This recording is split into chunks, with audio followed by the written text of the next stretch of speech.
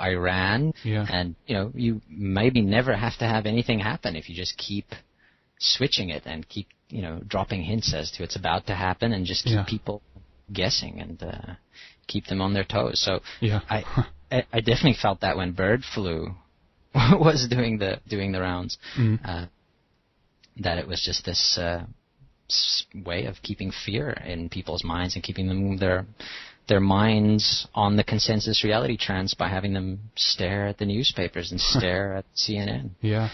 And I think they'll keep trying these techniques and until the game's over.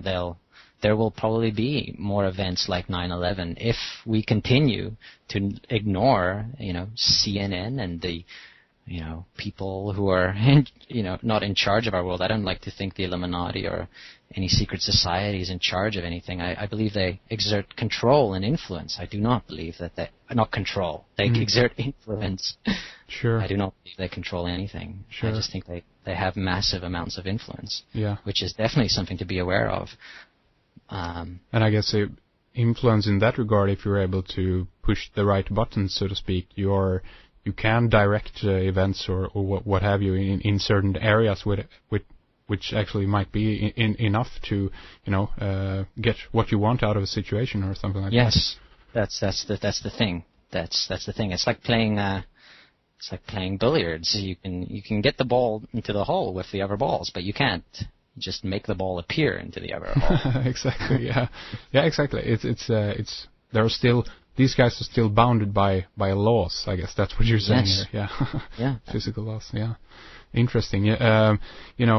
One thing I've been pondering upon also a little bit is, as we spoke about earlier, in regards to, having. I guess I want to dive into a little bit about inspiration in that sense and what the source of inspiration might be. And I've been pondering upon this. And others as well, of course. This is something I've been picking up on. That artists and so forth, musicians, writers, artists like yourselves who are playing around with the higher consciousness of our universe, basically. That these artists actually are, mediums in some sense, that they actually are more natural mediums, that they might not sit down and do a seance in order to contact something in that sense, but inspiration is something that I'm intrigued with in regards to where it is and what it is and where it might come from and so forth. Have you thought about this at all in regards to artists? Well, definitely. It reminds me of like if a person is trying to learn to do the perfect stroke in golf, the one that seems to really work, it's with tennis and any sport, and it's the same with art. When you're the most successful is the one where it's almost like it was no effort, and you weren't thinking about anything. Something just went through you. It's when you lose that sense of self, that ego or that identity, when you can learn to step outside of yourself, that the energy flows. And when things start, just becoming natural, like drawing or creating or coming up with an idea, it's usually when you're quiet and you've managed to put everything out of your mind that something will just pop in from nowhere. Yeah.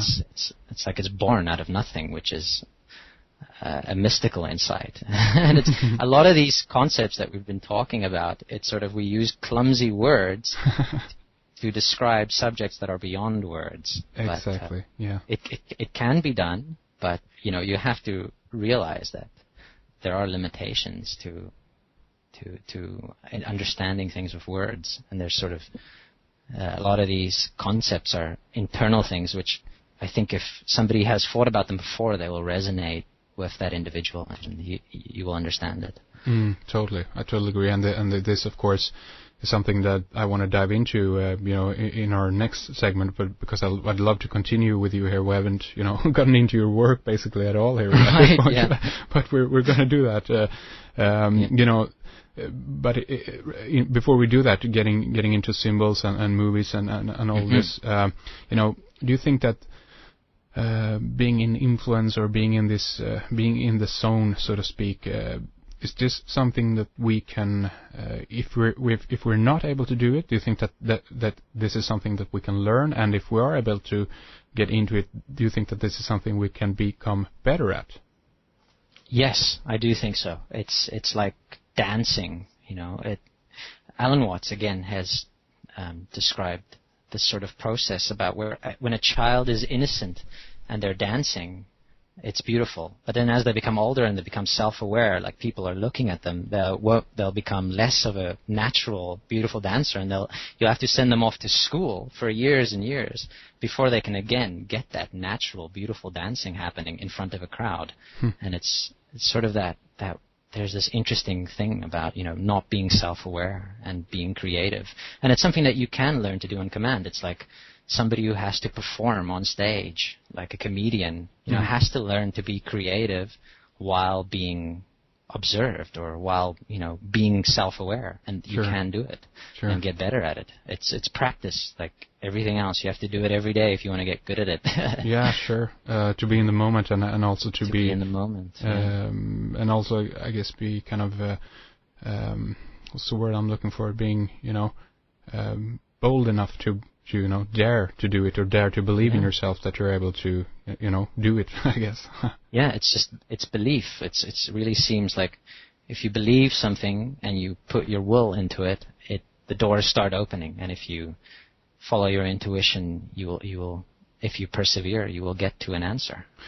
That's beautiful. Yeah. It sounds like, you know, NLP or like empty sort of word, but people have sort of stolen those ideas. You know, people like, you know, Scientologists and L. Ron Hubbard, they'll tell you things like that, and it'll seem like, you know, wonderful. It can change your life to think those things, but they'll make them empty and hollow by adding on all these, you know, they have bad intentions, really. But those sort of simple truths are their reality. Belief and will and intent, you know, can change your life. Absolutely. And this is something that is very difficult when you meet also, I think, people who got a sense of helplessness towards you know, life in general. That you know, I see many people who, or meet many people who have this kind of, you know, idea that you know, the universe in that sense is something that, you know, is actually working, you know, against them or something that. And it can be so hard to kind of, you know, relay this message or this, you know, philosophy, I guess, that we've been speaking about here, that everyone is able to, you know, tap into this wonderful world of the mystic and of the overmind, and that, you know, people are not helpless in regards to what they do with their lives and where they're headed, and with will and with confidence, you can do anything you want. I mean, do you experience this, you know, in regards to people surrounding you also? Yeah, I mean, I know a lot of people who are, you know, having difficult times and trying. I will have many days where I'm not so positive and not so open-minded, and it feels like the world is conspiring against you. But these are usually teachers. These are thick trials that you have to overcome so that you'll be ready to weather what's coming next. And it's not